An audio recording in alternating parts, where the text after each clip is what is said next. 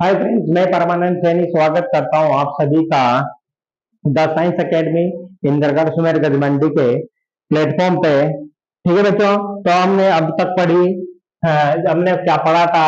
10th class का chapter number 1 पढ़ रहे हैं, जिसमें आज हम पढ़ेंगे असंतुलित रासायनिक समीकरण। क्या कहेंगे बेटा? कौन से पढ़ेंगे? असंतुलित रासायनिक समीकरण। असंतुलित रासायनिक समीकरण किसे कहते हैं, ये अपन आज आपको बताऊंगा कि ऐसी रासायनिक समीकरण जिसमें बेटा क्रियाकार को, अरे जो क्रिया करते हैं उनको क्या कहते हैं? क्रियाकार को। और क्रियाकारकों के जो बनती क्रिया से जो चीज बनती है उनको क्या कहते हैं बेटा?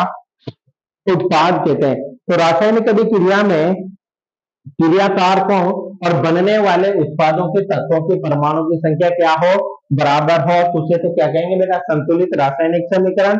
और क्रियाकारकों और बनने वाले उत्पादों के तत्वों के परमाणु की संख्या बराबर ना हो तो उसे क्या कहेंगे बेटा? असंतुलित रासायनिक समीकरण। तो चलो हम देखते हैं कि किसे कहेंगे। ठीक है बेटा, तो यहाँ पे मैं आपको समझाने की कोशिश करता हूँ। ठीक है बेटा, तो जैसे देखो अपन के पास है रासायनिक अभिक्रिया Fe2। क्या है बेटा? Fe2O3, sorry, Fe2 2H2O plus O2, ये आपस में क्रिया करके क्या बना रहे हैं बेटा? Fe2O3 plus 3H2O। तो देखो ये तो क्या हो गया बेटा? क्रियाकारक। क्या हो गया बेटा? क्रियाकारक। क्या हो गया बेटा? क्रियाकारक। और ये क्या हो गया बेटा? उत्पाद। क्या हो गया बेटा? उत्पाद। क्या हो गया बेटा? उत्पाद। अब देखो कि ये एक रासायनिक अभिक्रिया हो रही, अरे हो रही है बेटा। तो इस रासायनिक अभिक्रिया में क्रिया करने वाले क्रियाकारकों के परमाणुओं की संख्या, यानी कि ये समस्त क्रियाकारकों के परमाणु की संख्या और उत्पाद के समस्त परमाणु की संख्या जब क्या होती है बेटा? बराबर होती है तो उसे क्या कहते हैं? संतुलित। लेकिन जब क्रियाकारक और उत्पादों के परमाणु तत्वों के परमाणु की संख्या बराबर ना हो तो उसे क्या कहेंगे बेटा? असंतुलित रासायनिक अभिक्रिया। तो देख लेते हैं क्रियाकारकों के परमाणु की संख्या। पहले खुद से देख लेते हैं क्रियाकारकों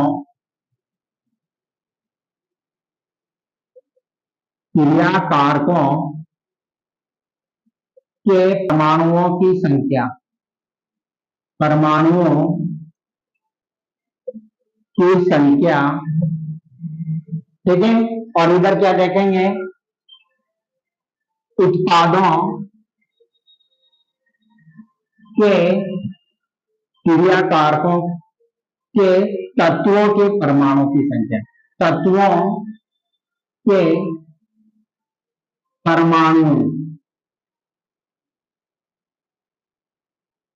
परमाणुओं की संख्या। इधर क्या देखेंगे? उत्पादों के तत्वों के परमाणुओं की संख्या। क्या देखेंगे? उत्पादों के तत्वों के परमाणु की संख्या।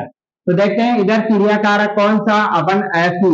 क्या है? फेरस। इसके परमाणु की संख्या कितनी है? 2। अरे 2 लग रहे हैं इसके आगे, तो ये क्या है? 2 परमाणु की संख्या है बेटा। ठीक है, फिर इसकी बात करते हैं। क्या करते हैं अपन? देखते हैं ना, हाइड्रोजन लेते हैं। हाइड्रोजन के परमाणु की संख्या क्या है बेटा? और अरे ये देखो 2 के आगे, अरे H के आगे 2 लग रहा है तो ये 2 हाइड्रोजन है, और 2 इसके नीचे लग रहा है। क्या है? तो हो गया कि 2 दूना 4। तो कितने हाइड्रोजन की संख्या कितनी होगी बेटा? 4। अरे ये 2 लग रहा है, इसका मतलब है हाइड्रोजन 2 है, और इसका आगे लग रहा है तो इसका मतलब है हाइड्रोजन 2 है। तो इन दोनों का देखे टोटल क्या करेंगे? मल्टीप्लाई करेंगे तो 2 दूना 4। तो हाइड्रोजन की संख्या कितनी है बेटा? यहाँ पर 4।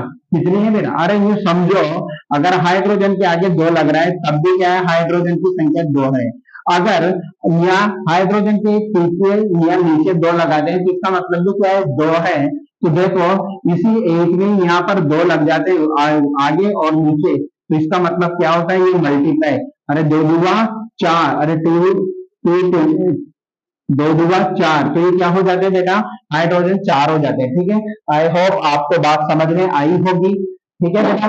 ऑक्सीजन की संख्या देखते हैं, तो देखते हैं दो, मेरे आगे तो आ रहा है बेटा, ये जल का अणु है, पूरा जल का अणु है।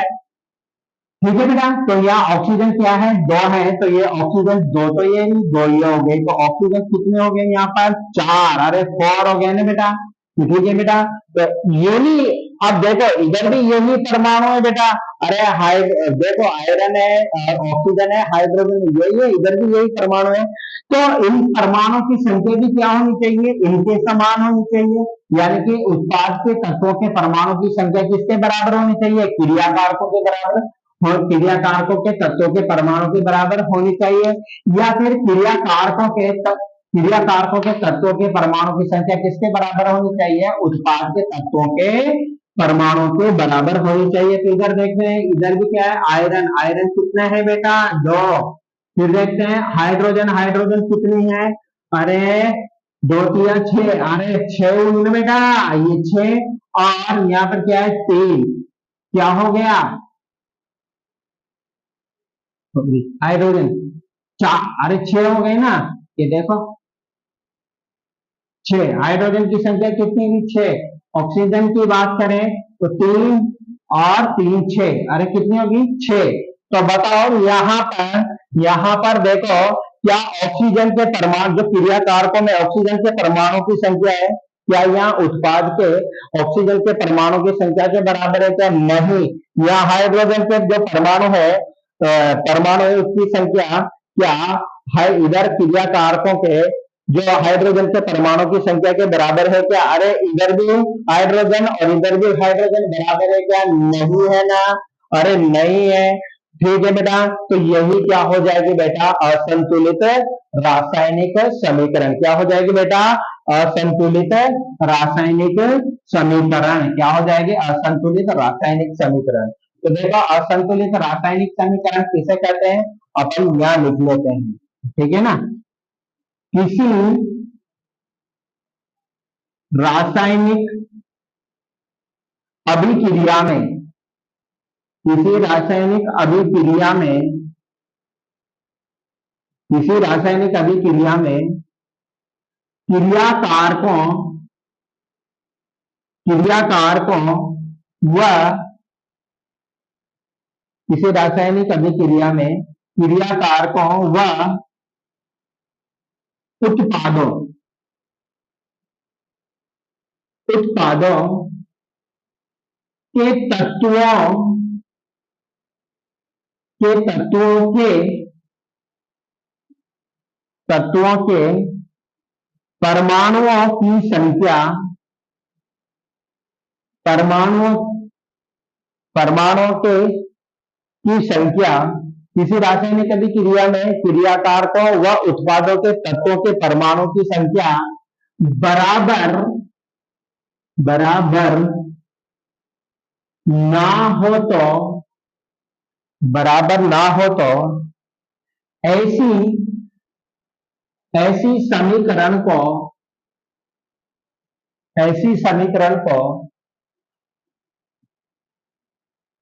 असंतुलित असंतुलित ऐसी समीकरण को क्या कहेंगे, असंतुलित रासायनिक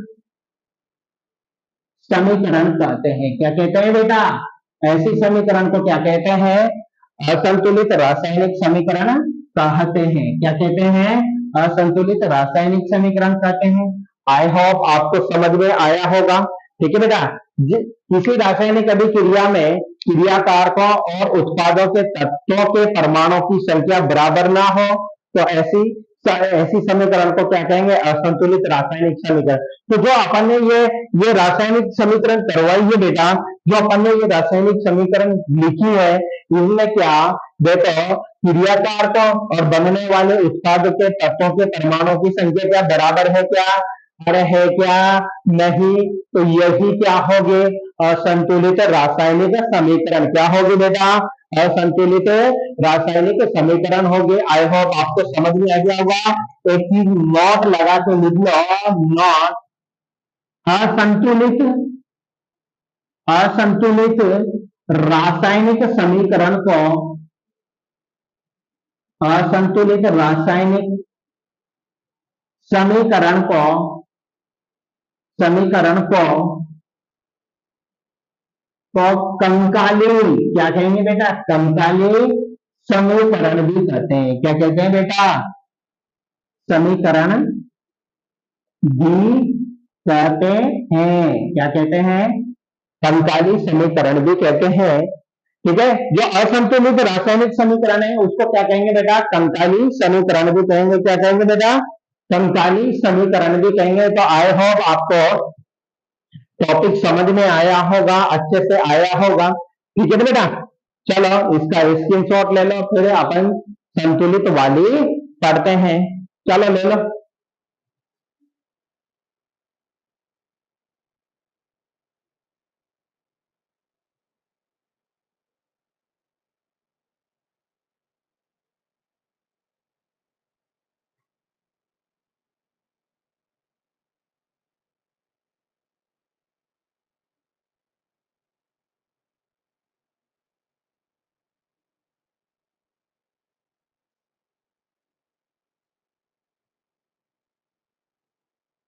ठीक है बेटा, अब देखो, अब देखो, अब अपन को आई होप आपको समझ में आ गया होगा। तो मैं यहाँ पे क्या बता देता हूँ आपको, संतुलित रासायनिक समीकरण। दूसरा टॉपिक क्या होगा, संतुलित रासायनिक समीकरण। क्या होगा बेटा, संतुलित रासायनिक समीकरण। तो देखो, संतुलित रासायनिक समीकरण किसे कहेंगे, आपको बताओ कि जब क्रियाकारकों और उत्पादों के परमाणु की संख्या क्या हो, बराबर हो। किसी रासायनिक अभिक्रिया में क्रियाकारकों व उत्पादों के तत्वों की परमाणु की संख्या क्या हो, बराबर तो हो तो हो तो परमाणु की संख्या क्या हो, बराबर हो, तो ऐसी रासायनिक समीकरण को क्या कहते हैं बेटा, संतुलित रासायनिक समीकरण कहते हैं। क्या कहते हैं बेटा, संतुलित रासायनिक समीकरण कहते हैं। क्या कहते हैं, संतुलित रासायनिक समीकरण कहते हैं। तो देखो कैसे, अब इसको अपन संतुलित करेंगे। तो देखो, इसको संतुलित करेंगे तो देखो यहाँ पर क्या बराबर नहीं है, तो अपन क्या करते हैं, जरा दिमाग लगाते हैं। क्या करते हैं, चलो ऑक्सीजन को पहले किसको कर दें, हाइड्रोजन को संतुलित कर दें। क्या, अरे कर दें क्या, तो यहाँ क्या लगा दूं, 3, अरे 3 लगा दूं। क्या लगा दूं बेटा, 3। तो देखो 2 दूआ 6 हो गया। क्या हो गया बेटा, अरे क्या हो गया, 2 दूआ 6, अरे 6 हो गया ना। तो ये इधर हाइड्रोजन ऑलरेडी 6 है, तो इधर क्या हो गया, 6 हो गया। फिर देखो इधर हाइड्रोजन ऑक्सीजन कितने हैं, 3, और इधर क्या है, कितने हैं बेटा, 4। तो इधर भी ऑक्सीजन के परमाणु की संख्या क्या करनी है, अपन को बराबर करनी है। तो बराबर करने के लिए क्या करना पड़ेगा, अपन को क्या करना पड़ेगा, देखो बेटा यहाँ पर कुछ काटा कूटा करना पड़ेगा। तो इसके लिए क्या करने हैं देखते हैं। अगर यहाँ पर मैं क्या कर दूं,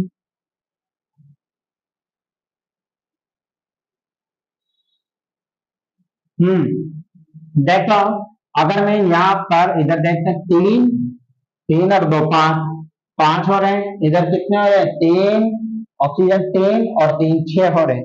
तो इसके लिए मुझे क्या करना पड़ेगा बेटा, यहाँ पर 3 लगाना पड़ेगा। क्या लगाना पड़ेगा, 3 लगाना पड़ेगा। क्या लगाना पड़ेगा, 3। अब 3 यहाँ पर लगाता हूं तो देखते हैं इधर ऑक्सीजन की संख्या कितनी होती है, 2 दूआ 6, 6 और 3 9। इधर कितनी होगी, 9। इधर कितनी होगी, 3। इधर 3 हो गई। तो चलो बेटा इसके आगे क्या लगा दूं मैं, 2 लगा दूं। क्या, अरे 2 लगा, देखो इधर 6 और 3, अरे ये वाला ऑक्सीजन में 3 ही है बेटा यहाँ पर। तो 3 और 6 9 हो गए। इधर कितने हैं, 3 और 3 और 6 कितने हो गए, 6। अरे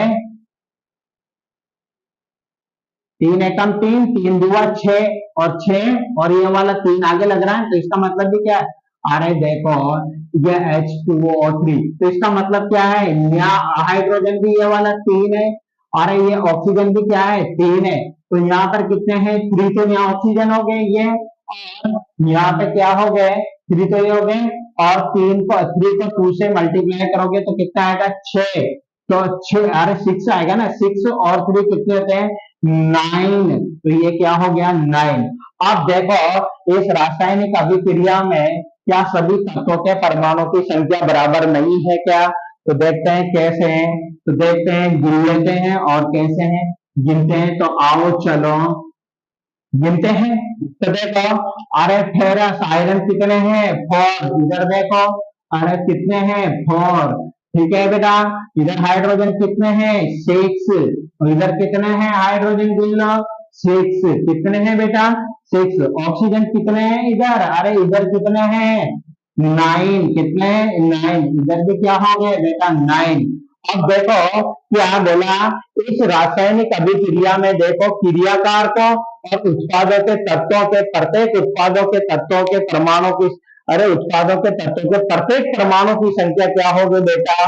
बराबर हो गई। तो इसे ही अपन क्या कहेंगे बेटा? रासायनिक संतुलित रासायनिक समीकरण। क्या कहेंगे बेटा इसे? संतुलित रासायनिक समीकरण। तो आप इसको उतारो, उतारो बेटा इसको।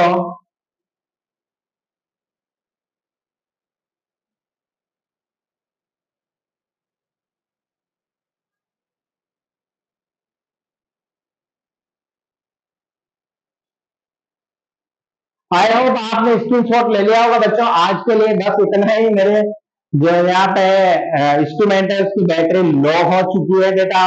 और जो आगे वाली जो चीजें हैं वो अपन पढ़ेंगे कल। क्या पढ़ेंगे बेटा? कल। ठीक है बेटा, नेक्स्ट क्लास में करेंगे।